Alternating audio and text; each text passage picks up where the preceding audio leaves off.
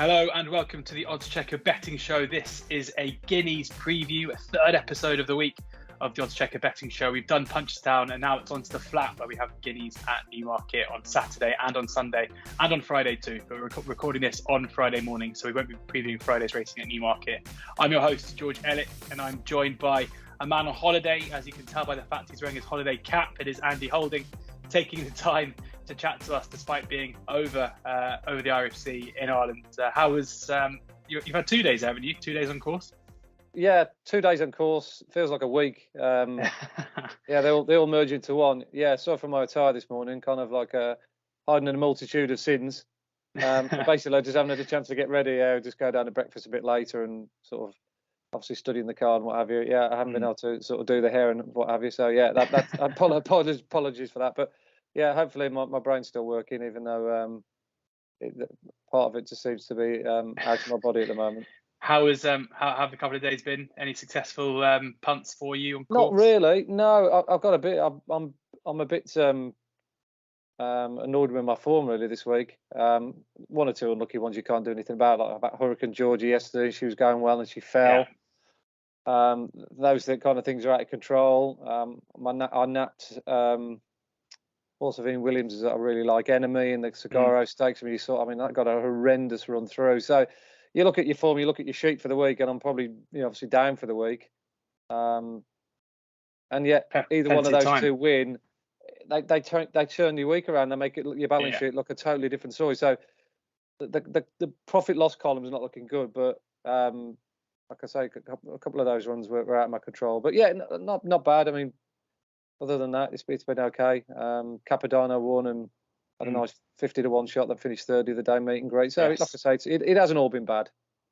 Yeah, certainly a couple of good ones there on our earlier shows earlier in the week at Punchestown. I think no one's ever got a race more wrong than I got the Stayers yesterday, where even after I went to 7 runners, the Betfair Exchange market still have 3 places, and I managed to back 3 horses each way, and none of them finished in the 3 out of 7. So that's some achievement, George. Yeah, that takes some doing.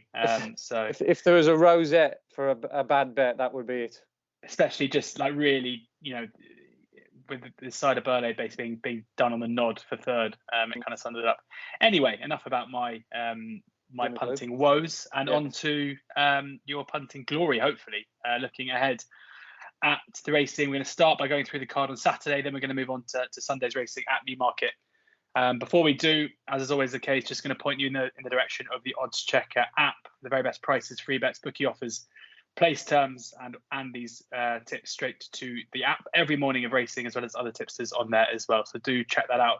And we'll get into it now. The first race, it's going to be a whistle-stop tour. It's just me and Andy here, so we're going to, the pace is going to be pretty lively from the front. Hopefully we don't end up tying up towards the end.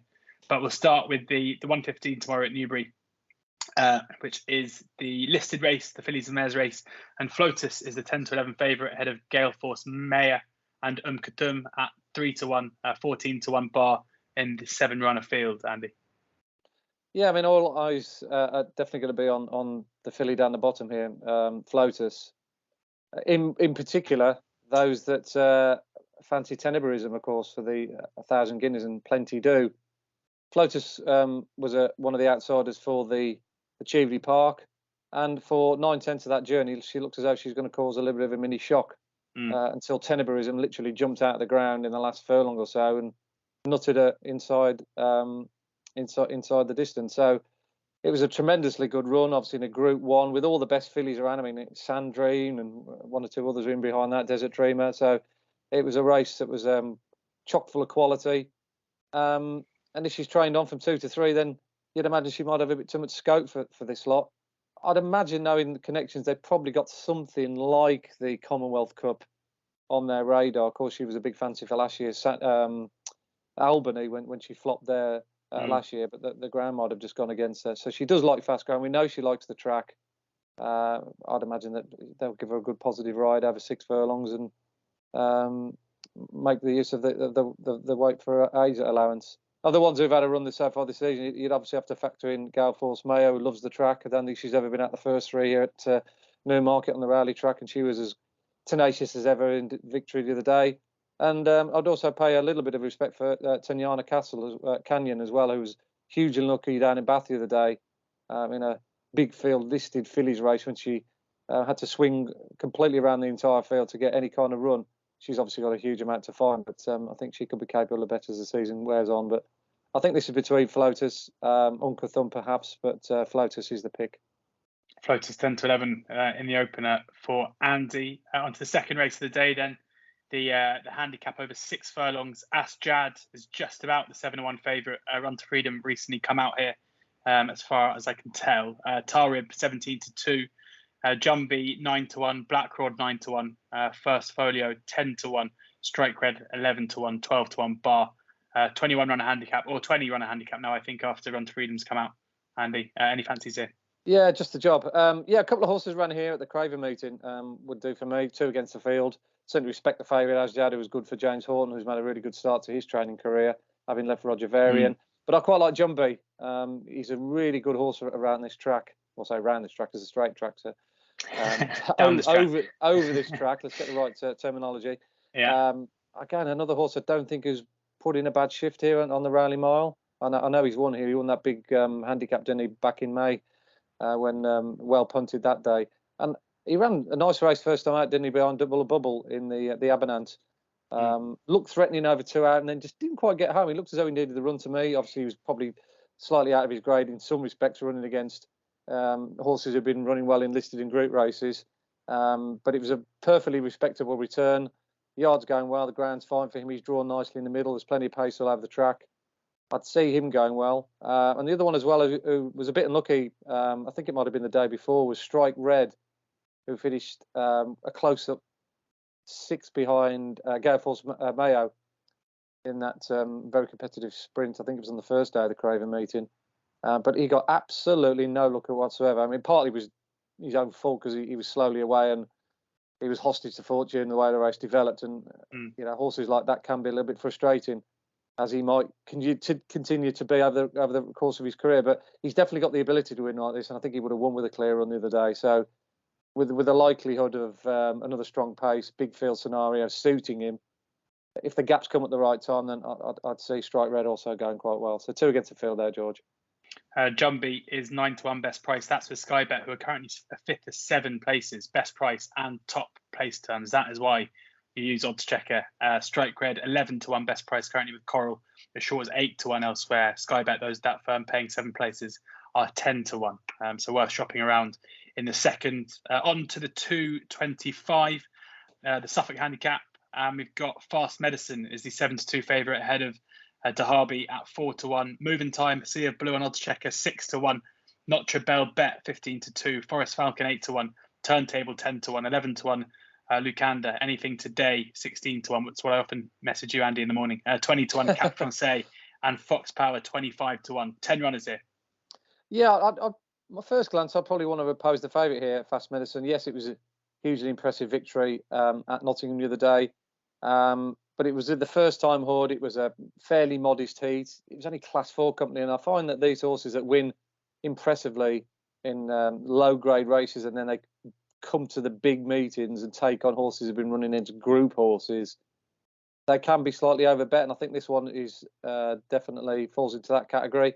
So I'll probably go with the one that was already attracting money for the oddschecker grids, and that's Moving Time, as you mentioned, into 6 to 1. I think he'll go off a lot shorter than that, George. I think he'll be a 7 to 2, 4 to 1 shot while the momentum gathers. I mean, this is a quality animal. He's always been highly regarded by the Varian camp. He won first time out last year, if you remember, at this very meeting when he beat Kamari, and Kamari, of course, went on to win the Queen's Vase. He then, he took his chance at Royal Ascot. Things didn't pan out for him that day. He got the bad draw on the outside in the Hampton Court, was a little bit too keen throughout the early part of the race. And then his finishing effort wasn't quite as good as it might have been. Again, another quality effort behind Real World on his final start of the season in the old Stevenson Stakes. But that had Durab in it as well. I mean, like I say, you look at these horses he's been running against, they're genuine Group 2, Group 1 horses. Yeah. It runs the off a handicap 106. And if you're a weights and measures man and you like your apprentices to chop off some of that of that burden, he's going to be running off 99 here if my maths is correct. with Harry Davis, who's very much a sought-after apprentice, taking the ride. So yeah, I can only see him going one way in the market. He could be in free fall come this time tomorrow. Moving time 6-1 best price. That's for Bet365 and Coral. But as I say, a sea of blue. So those everyone's seeing the same as Andy when it comes to moving time tomorrow in the third. So this will be a whistle stop tour, and it carries on at pace onto the Palace House Stakes now over 5 furlongs. Twilight Calls is the 3-1 favourite ahead of Tis Marvellous at 9-2. Came from the dark 5-1, Hurricane Ivor 9-1, Arecibo 9-1, Cardim 12-1, 14-1 bar. 12 runners here. Most firms going 4 places. Yeah, I'm a big fan of Twilight Calls. I'm a bit of a sucker for him in some respects, George, because he did some good numbers last year, good sectional times when he was quicking at the back of his races. Always felt as though he was going to be a group horse in the making, trained by Henry Candy, of course, and just the way he conducted himself in his races. But he sometimes flattered to deceive, and was a little bit disappointed when he was, like I say, he looks a bit of a handicap good thing. So he has got a little bit of a flaw in him. He has been gelded over the winter, and of course he came back and was devastating here when he won over the course and distance. So we've got a few ticks in boxes there. But is he a 5-2 shot against this field? I mean, when you take into account that when the dealing's done, beat him very easily at Goodwood in one of those races when he was sent off favourite last year, and he's 25-1. And there's been mitigating circumstances why he got beat subsequently. Then I just don't see Twilight Calls being a 5-2 shot. Yeah, of course he's got a great chance because at least we know he's fitting well and all the engines are burning. But yeah, I think the bet here at the prices who came from the dark. Ed Walker's got a really good team of sprinters. I think we're going to see big things from Great Ambassador this season. A horse I put up in my 10 to follow column. And this came from the dark. Hasn't run for 301 days, but he missed a lot of the races or the targets that he was supposed to be aimed at through injury or one thing or another. I think he was down to running the King's Stand and he missed the gig. He ended up signing off for the season by winning at Sandown when he got up and beat Arecibo. But he's got a bucket load of talent, this fella. He was just narrowly denied by Lazuli last year in this very same race. So you get the feeling that Ed Walker's had this race on his mind for quite a while. He's kind of like scrapped all those races he could have gone with last season. He said, right, let's target the big, the Palace House, the King's Stand, and Ed Walker when he's got a target, he's never normally a million miles away. I'd sooner be with him at the prices, given his love for the track and the potential of a really strong pace suiting him. Lovely stuff. Yeah, 5-1 best price with most firms there for Came from the Dark. Andy's selection in the Palace House. On to the big one on Saturday.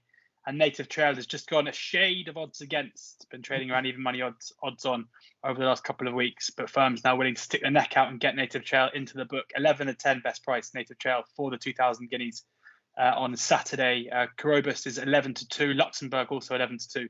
Then double figure prices beyond. 12-1 Perfect Power. Point Lonsdale 14-1.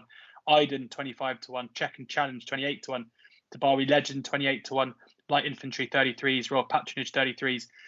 40-1 bar. It's quite a strange guineas market, this, isn't it, Andy? Because you've got the well-fancied favourite at the top. It means you've got some quality horses in behind who are clearly seen not to be up to Native Trail's task. But looking at this as an each-way perspective, initially, it looks like there's got to be some value, especially with most firms going 4 places. Absolutely, George. Yeah, it's a race I'm going to get stuck into. I already have actually, because I was asked to do a 1,000 and 2,000 guineas piece earlier in the week, and I went with Luxembourg. Thinking that 5-1 was a nice each way price, and I'm not going to shift from that. Look, I've got a huge amount of respect for Native Trail. He's unbeaten. He won the National Stakes in devastating fashion last season, beating a really, really stellar field. Point Lonsdale was in it, and plenty of others who'd thrown their cap in the ring to be top class. And he did nothing wrong in the Craven. They went a good, strong gallop. The pace was honest throughout. He came on very strongly once he met the rising ground. And he won in the style of a colt that's very much trained on. He's a big, strong, physically imposing unit that is bound to improve as the season goes on. You can imagine if he comes through this with flying colours, going down the St James's Palace route, but maybe before being thought about stepping up in trip and taking on the older horses later on in the season. The only worry I'd have with him is the ground's obviously going to be quite rattling quick at Newmarket unless they've put a bit of water on it. and he does tend to just take a little while to get into top gear. So if you've got a horse with a good turn of speed like Luxembourg has got when he showed in the Bereford Stakes, I haven't seen a horse quicken as well as that for a long time. I mean, he went by good horses if they were standing still that day at the Curragh. His back-end sectionals were 33.9, which is pretty impressive considering they're running the last 3 furlongs uphill. And when you look at Native Trail sectional, when he won the National Stakes, albeit on a different day, you know, he did 35.8. So it just shows you that acceleration that Luxembourg has got, which was slightly blunted in all fairness when he won the Futurity. I wouldn't really take that victory at face value. It just proved that he's a very good horse and he can win despite not conditions being in his favour. But fast ground and the wide expanse of Newmarket, I think, will really help Luxembourg get into top gear. I see him stalking the pace, you know, somewhere down the middle. And when Ryan really goes for him, you know, that turn of foot that he's got, he's going to carry him either into the lead or close to the lead. It's whether then, you know, your Native Trails or even your Perfect Powers have got that, you know, another burst to go by him again. So, look, I can't see Luxembourg not being in the first 4. He's trained by a genius who targets this race better than ever. And he comes here usually with horses who never had a run for the season. So I don't see that as a negative. Yeah, I just really, really like Luxembourg. It's the kind of like way I like to approach a race like this. Look for the obvious each way horse, and I can't see another one that fits that profile. Absolutely. At Luxembourg, 11-2, the one for Andy backing each way. 4 places with Bet365, Sky Bet, Paddy Power, Betfair Sportsbook, BetVictor, SpreadX, Betfred, Ball Sports, Sporting Index, QuinnBet, Betway, plenty Parimatch as well. So do check out the grids to make sure you're getting your 4 places. Any others to make a case for a big price, or is it just a one shot? Yeah, no, I'm glad you've asked me that, George, because I had got another one prepared just in case you were going to throw that one across me. So yeah, Eydon would be the other one I'd have a look at. Interestingly, the day when he won, I think it was the day after Native Trail won the Craven. He won a Mile 1 race over the same Raleigh Mile, and yet he clocked a better sectional in the back end of his race. He did 34 dead compared to Native Trail's 34.5. So he has got a very good turn of foot for a horse that stays well as well. I think we'll probably see him, if he doesn't win, the Guineas, you know, being a good middle distance horse, i.e. a 1.25 mile horse. But he's got a lot of class, Eydon, because the time figure wasn't too shabby either. It wasn't as good as Native Trails, who is top of my figures, but you know, I think he's certainly one considering from an each way 4 place perspective at 20-25 to 1. Eydon, the second selection for Andy in the 2000 Guineas, going in double barreled there for 340, couple of each way shots against the field. Against the Fav, 11-2 Luxembourg and 25 to 1 Eydon. Andy, but just a quick comment on Native Trail. I mean, you say Native Trail's top of your figures by miles. Anything to add to the 11-10 price? Any negatives, or is it a case of, you know, quite clearly absolute quality, but might be a little bit underpriced on the day? Yeah, I mean, he's top, but only just. I mean, okay. Perfect Power ran a similar time figure when he won the Green, and I don't think he's a forlorn hope either. There's a lot of horses who run, you know, above average numbers, but, you know, Native Trail sets the stand. There's no doubt about it. I don't see a chink in his armoury other than that, not inability, but just the way he is. That he took a while just to, you know, get himself into a position where he was pulling away from the field at Newmarket last time at the Craven. So going down into the dip on fast ground, you know, is he going to get the cover as well? We haven't touched about the draw as well. Don't forget where he's drawn as well. He's right on the outside and on the wing, still 15 of 15. Now that's going to pose 1 or 2 issues as well for Will Buick. He's got to drop him in to get some cover. And let's say if they were to come towards the stand side and congregate there, then he's got a bunch of horses in front of him. So, like I say, tactically, it's not going to be easy drawn there. He can't ride a race like he can if he was in the middle of the pack and follow horses around him. He's going to have to look across and hope that his side is keeping up with the others around him. So, like I say, at 11-10, there's 1 or 2 things that can go wrong. He's just not one of those horses that I want to be backing at the price. I'm very, very reluctant most times to look at a Guineas race like this and think, oh yeah, I'm going to back and tip the even money favourite when there's other very plausible each way options. Yeah, well, there you go. So a bit of a word of warning for those looking to pile into Native Trail. at a short price, although no surprise, it's fair to say, if he does justify favouritism and go and win. 4:15 next, another handicap over 1.5 miles. Only one firm out, William Hill at the moment, and 7 runners. Most firms paying 2 places. Betfred and Sky Bet though paying 3. Contact is 11-4 favourite. State of Bliss and Matchless both 3-1. Tritonic 6-1. Lovers Golden 15-2. Scarlet Dragon 8-1. And Rhythmic Intent 18-1. Rhythmic Intent. That's you at Punchestown last night, wasn't it, Andy, on the dance floor? What was after that? Racing. Rhythmic Intent. That's you after racing at Punchestown, isn't it? There's always plenty of intent. Whether it ends up being rhythmic, I don't know. But we'll give it a good lash anyway. Yeah. Look, I think this is a weak race for the track. You do often get that here at Newmarket. You don't get the real top notches running in certain races, and B, we had to get 7 runners, which kind of spoils it. So that takes the each way sort of mindset that I sometimes have out of the equation, and I'm gonna stick with Contact here. I thought his comeback run the other day at Thirst was a perfectly respectable one. That's probably doing him a disservice as well, because they went a real good gallop that day. Like I say, the time figures that we've got that race won by Gutschurty was really good for the grade. Soft ground would have probably not been absolutely ideal. When he won last year for David Barron. His best time was at Pontefract when the ground was good to firm, so I don't think this terrain will have any issues for him.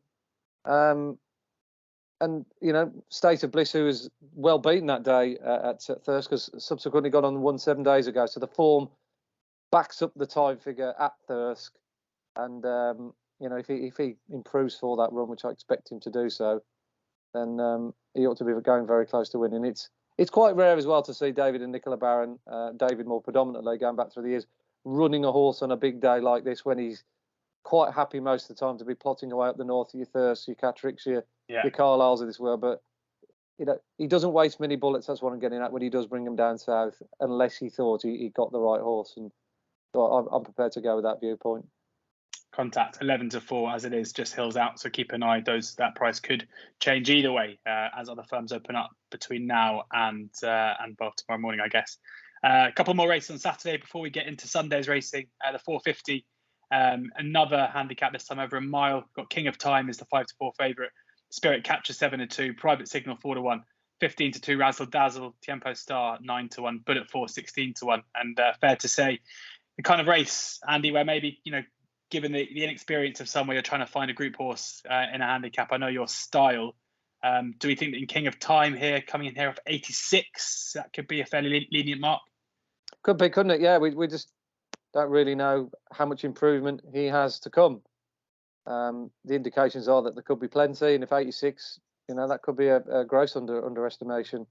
I see him as a horse who could easily be running in Pattern Company further down the line. He's got a beautiful action. You watch him in his paces when he won at Lingfield last time out. Okay, he didn't beat a hugely expansive field quality-wise, but he just floated over the ground. Typical Summer Kingman. At least the form has worked out. I think the third has won subsequently the other day in a handicap. So there's lots to like about him. I don't see him having a problem with the turf. So I think he's the right favourite. I actually think Charlie's Appleby Stable Companion is probably the danger, or maybe the bet without the favourite if you're going down that route. He got just nutted in the latter stages by a nice horse of Clive Cox's last time out at Newbury, who put 50 in you. But I don't think he's a horse going places. And if the cheek pieces for the first time work for this son of See the Stars up in trip, then I'd certainly have him on my side, like I say, in other exotic markets without the favourite. But I do see this race as being dominated by Godolphin, as they tended to do at the Craven meeting. It was just literally a sea of blue on the track, let alone on the oddschecker grids when they were flying in left, right and centre. So yeah, that's my strategy here. A lot depends on what the without the favourite market is like. Private Signal definitely be one that will be lighting my eyes up there. Private Signal 4-1 as it stands. We don't have a without favourite market yet, but do keep an eye on the grids for that tomorrow morning. And the final race is the 6 furlong handicap, the closer, and we've got Anadora 4-1. Favourite head of Loves Me Like a Rock 9-2. Harry 3 11-2 with Vespasian. Ingator is 9-1, Anaf 10-1, Manaccan 11-1, 14-1 bar. Andy, take us around on the final race of Saturday's card. Yeah, no great surprise to see Anadora favourite. She was good when she won here first time out. Probably slightly benefited from racing up the near side, the better part of the track, but she got the job done nicely. She had a good deal of courageousness late on to fend off a series of challenges. It's the obvious starting point, isn't it? A horse who started the season out, won a course and distance handicap, handle the ground, handle the track, blah blah blah. You know, comes out well on the figures. Yeah, I can't see any negatives other than the price. I'd probably be inclined to go with the top one here, Manaccan. He was a horse that I really rated last year, and I put him up on a couple of podcasts, if you remember correctly. The last of which came here at Newmarket in that Cornwallis Stakes, the Group 3, won by Twilight Jet. I think I put up a 2 against the field that day, and he was one of them. Luckily, he scraped into 4, so we got a bit of money back. But I just felt that day that, you know, looking at him and his runs previously, that 5 furlong trip just caught him out. I mean, yes, he ran well, but you know, he definitely wants stepping up to me, and I think 6 furlongs is going to be his bag this season. He could do really well in this sort of like high-end handicap category, or even sort of pattern races further down the line. He was very good when he won over in the July course early on in the season, when he clocked a big number. Like I say, I think there's been mitigating circumstances on his last 2 runs. So the class act in the race for me is Manaccan. I think he's definitely better than a handicapper, and 11-1. That doesn't make too bad sense in going with him. Manaccan 11-1. Adam Kirby rides 5th of 4 places with Hills as well for Manaccan at 11-1. On that Sunday's racing, we're going to go straight through to the 1,000 guineas. But in the opener, which is a maiden, we don't have prices, so we can basically skip past that with only a couple of horses having run, and the final 2 as well. We'll just have a glance at rather than doing them in any great depth. But we'll look at the 1 mile 6 handicap, the second race on the card. Valley Forge 4-1 favourite here. Semhan is 5-1, Revolver 11-2, Sarumi 6-1, Dark Jedi 13-2, Golden Flame 15-2, Soapy Stevens 9-1, Blow Your Horn 20-1, Red Verdon 11-1 with Hills, 25-1 with the Betfair Sportsbook. A bit of disagreement there on Red Verdon's chances, and Hiroshima 33-1 best price. Yeah, I think that 25-1 is a big price for Red Verdon. The one thing we can say is that Ed Dunlop's horses are going incredibly well. He's had 9 winners in the last 30 odd days, 20 odd days, George. So that's almost unheard of, that kind of strike rate. And you know, this is a huge step down in class. He's used to dining at the very top table, Red Verdon. You know, Group 3's Group 3's a bit, Group 2's a bit of a globetrotter, but he has got a good record here at the on the Rowley Mile, I've noticed. Yeah. Back in the day, so it would not surprise me if he was to certainly outrun his odds, especially with that pesky Harry Davis on board, the go-to apprentice. It's either him or Benoit de Desea, isn't it, who get the call up from certain connections with top weights in handicaps. So I'd certainly, because I give him a fair rattle at that price. The one to beat is definitely Valley Forge. I mean, you know, he was a good winner in the Melrose. His only bad run of the season probably came off the back of a lot of hard races prior to that, when he was a bit disappointing in Ascot. He's been gelded in the interim. I still think there's more to come from him. I think, you know, a mark of 90 is certainly very workable for a horse who won a big field handicap at York. So yeah, that's probably the way I'd approach this race. Valley Forge certainly the right favourite. You know, you could cultivate an each way strategy with him at 4-1, but Red Verdon is a massive price. Red Verdon, a massive price at 25-1. I've got a feeling you have to be quick to get that. Given that Hills have opened 11s, it looks like that might be a short-lived thing. You have to be a gunslinger to get that price, I think. You're going to have to be that quick on the draw, I think. Next up is the third race on the card, the 225, the Pretty Polly listed fillies race, and Crenell is 15-8 favourite ahead of With the Moonlight at 9-4. Peripatetic is 11-2, Set Horizon 8-1, Arian 9-1, Mashia 16-1, Kick on Girl 20-1, Andy. Another 7-runner race. Another. I know, it's a bit of a shame, isn't it? But anyway, well, look, again, a race that probably doesn't flatten about too strongly. But I was really impressed with Crenell when she won here last time out. I was a little bit surprised to see such a short price to win that maiden in some respects, because although she was unlucky the time before at Southwell, it was only a Southwell maiden, and I thought there was horses perhaps at Newmarket with a little bit of potential, including the runner-up and one or two others, but I was quite taken with the way she got down and knuckled down and got the job done. I don't think she's a superstar. I don't think she's going to be like, perhaps running in Coronation Stakes further down the line, or if they step her up like, Ribblesdale's. But I think this is at her kind of level. She's got fitness on her side. She's the only course winner in the field. And the pace should be quite strong as well. Kick On Girl likes to go from the front. I'm quite surprised that George Scott's rolling the dice with that filly off a mark of 81. But, with 7 runners, maybe she might get a bit of black type. Who knows? But, Cronella do for me there. But as you can tell by my general downcast kind of like vibe with this race, it's definitely a race I'm not going to be putting up on oddschecker. It's a bit of a no-bet race there, but happy to side with a favourite. Cronell, 15 to 8 best price with Hills. If Andy's somewhat tepid positive words is enough for you to pull the trigger. The race before the 1,000 guineas is the Dahlia Stakes. Ville de Grace is the 2-1 favourite. Another 7-runner affair here. Each way punters crying into their coffee this morning. Ebeira at 130. Dreamloper 7-2. Lilac Road 4-1. 14-1 Aurea. 14-1 Climate. Romantic Rival 50-1. Yeah, the old rivals clash again, don't they?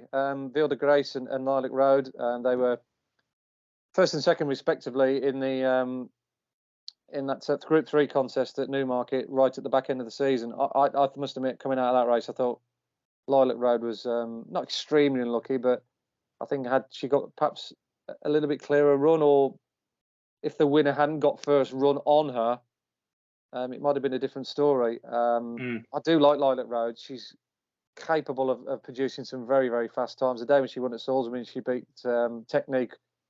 She was at the ballpark with the numbers that day. So we know she handles the track. She goes well fresh. She won first time out last year, didn't she, at Kempton off the back of a 178-day layoff. And I think William Haggis has really started the season as if he means business this year. He's introduced some really, really nice colts. He's got a whole sea of them that have won first time out. Look, massive impressive. Post-impressionist, sense of duty yesterday. He's got a lovely horse that won at on the all-weather at Kempton called Maljarm. I think he's going to be a superstar. We haven't even seen Baid out yet. Yeah. His strike rate already is right up there with his kind of strike rate numbers. He's normally a 25% merchant, isn't he? He's running at 30 at the moment. So his horses are absolutely singing and dancing. So I'll stick with the informed man Haggis here and hope that Lilac Road turns the form around with Ville de Grace. Certainly the prices are enticing enough to make me have a crack at that. Yeah, Lilac Road 4-1, and I always feel like in these meetings in recent years, the Tom Marquand Haggis partnership has been pretty fruitful when those two team up as well. Lilac Road 4-1 here, best price with the Betfair Sportsbook. On to big one of Sunday. It is the Qipco 1,000 guineas, and Tenebrism is the 3-1 favourite ahead of Discoveries at 5-1. Tuesday is 11-2. Malavath is 7-1. Zelly 10-1. Wild Beauty 11-1. And Miss On Scene is 14-1. Cachet for George Bowie 16-1. 20-1 bar. 14 runners at the moment, Andy. Well, it's fairly obvious the most impressive and exciting horse, fillies wise, last season was Tenebrism. We only saw her twice. Won first time out of 5 furlongs. She had a good turn of foot. She had a spectacular turn of foot. 33 and change she did. I think it was 33.5 when she won the Cheveley Park.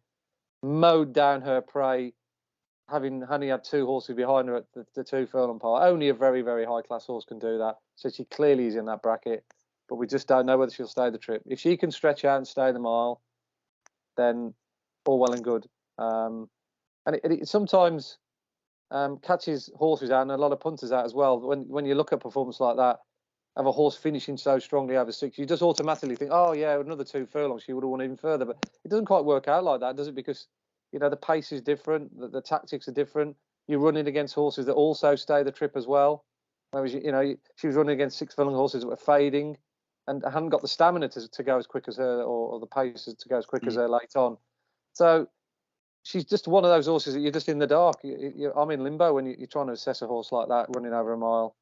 I must admit, I think the French raiders in recent times are always worth more than a second look. And I'm very keen on Malavath. Again, another horse that I mentioned when I did that 1,000 and 2,000 guineas preview the other day for oddschecker. She was a very creditable second in the Breeders' Cup Juvenile Fillies Mile on the turf last season, having started coming out the back straight with only one behind her. She weaved her way through the field to run on very strongly late on. So from that moment onwards, Connections knew that they got a horse that they could perhaps campaign over a mile this season. They've run her once so far this season, 24 days ago at Deauville, and she beat last year's Prix Marcel Boussac winner, Zelly, I thought, with quite a bit in hand. She's got a great draw as well. She's drawn right smack bang down the middle, George. Stall 7 and 14 runners. I think that's a great stall position. It'll allow Soumillon just to drop her in, go down the tip of the arrow, perhaps 4th or 5th, just right in the middle of the pack, get plenty of cover with horses around her. I think she's a really good bet at 7-1 because she'll be underestimated because a lot of UK punters won't know her. Is it worth waiting till closer to the race in terms of just possibly? Yeah, I mean, it all depends what you likes of Segal and Paul Keeley do on Sunday. It's a kind of horse that a Segal might go for. He does like to stick to he goes for Irish horses in UK chases and stuff like that, and he tends to go for the foreign horses in the classics when he thinks outside the box. So I think she's a big player, Malavath, and I do think the top one's quite a big player as well. I mean, Eydon, as I said, I mentioned, I think he's got a chance for the varying camp in the Guineas of at least finishing the first half dozen. I'm a firm believer that Mayana is definitely going to be a Group 1 filly further down the line. Whether third time in her life, inexperienced might just catch her out, but I was hugely impressed with the way she won it on the Rowley Mile on her first start. It was over 7 furlongs, but boy, oh boy, did she gallop hard to the line in a good time. We've already seen the form of that race work out well as well. The horse that got beat 9 lengths back in 5th, Shining Aldana from the Gosden stable, bolted up by about 8 lengths at Yarmouth on Tuesday. So I wouldn't want to underestimate her. I think she's a lot better than quite a few others. I mean, Discoveries as well is another one we've got to mention. Be absolute travesty if we didn't mention her. When she won the Group 1 last year, the Moyglare stud, in behind her that day was Concert Hall and Homeless Songs. Well beaten as well, 3 lengths and 4 lengths respective. In both of those two horses have won their respective trials this season. Concert Hall at Navan the other day and Homeless Songs at Leopardstown. So, and Jessie, she's another trainer as well. She's like Bolger and Weld. They only bring their very good horses over if they think they've got a genuine chance of winning. Because, like with the Irish 1,000 guineas on their doorstep, they tend not to sort of come over unless they absolutely fully believe that they can win. So I think this is a really, really good 1,000 guineas. Other than, like looking at the 2,000 where you don't get too many shocks, this one can throw up a few banana skins. So I think we could expect the unexpected here. But my strategy would be to play the French filly each way, Malavath each way at 7-1, and like I say, have a little bit of a speculator round of drinks on the top one, Amena. Amena 28-1 best price at the moment with Hills. Discoveries 5-1. Also worthy of some positive mention there from Andy, but the main one there, Malavath 7-1 with Paddy Power and Betfair Sportsbook. Shorts 5-1 elsewhere with Christophe Soumillon taking on the rides. 2 more races on the card, Andy, but no prices for either. So just going to hand over to you. We've got the 4:15 and the 4:50, a couple of handicaps over mile 2 and 7 furlongs. Any for the listeners and viewers just to keep an eye out on when prices come up? Yeah, I'd probably suggest Desert Angel in the penultimate race is one to keep on the right side of, especially if you can get an each way price with the dead 8 runners, if that still stands. She's a course winner, which is obviously what I like. When she won there last September, she was quite impressive that day. Ran in a hot race at Wolverhampton 2 runs ago. The time figure of that race was very good. She didn't get the clearest of runs that day and came home very strong. And she was also incredibly eye-catching for the track. I don't think really played into her strengths the other day at Musselburgh. You just can't afford to be too far back there, as we know. And she just got out of her ground. She was about 4 or 5 lengths away, halfway behind, and she came on quite strongly down the middle of the track. But I think this dead straight Mile 2, stepping up in distance will really suit her. So Desert Angel would be my pick there. Nothing in the last.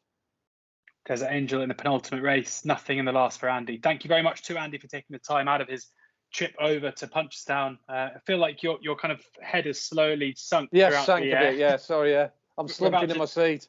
Just see the cap, Andy the Cap, and I'll get Eddie the Shoe. It's Andy the Cap. Right, there we have it. They're going through the cards on Saturday and Sunday. Andy, hopefully you have a good day on course today, and a good rest of your trip. Thank you very much for taking the time to watch this or listen to this. Please subscribe to the Oddschecker YouTube channel for all preview content and other feature content up on there, as well as any podcast platform. You can find these Oddschecker betting shows and plenty other bits and bobs there as well. Do download the Oddschecker app. You can get Andy's tips straight to the app every morning of racing, as well as the best prices, bookie offers, free bets, place terms, and all the rest straight to the app every single day's racing. Hopefully a couple of winners in there, plenty of info from Andy in what was a pretty quick podcast covering a lot of quality racing. So do enjoy the racing. And as is always the case, please encourage you to gamble responsibly.